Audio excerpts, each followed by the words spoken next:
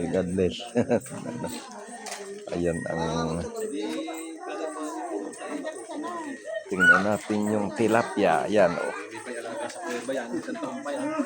Hindi kami pwedeng kainin at magagalit ang bantay. Ayun, tilapia. Ayun. Ayun pala.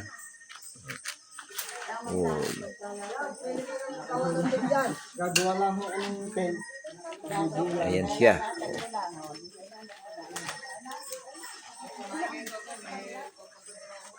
Pirme-pirme, no?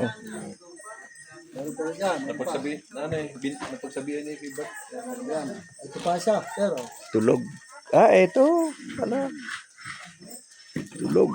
Meron pa lang. ah. No. Ito pa. Ayun nga. Oh. Wala. Bandi na isa. Ayun. Ito, malaki.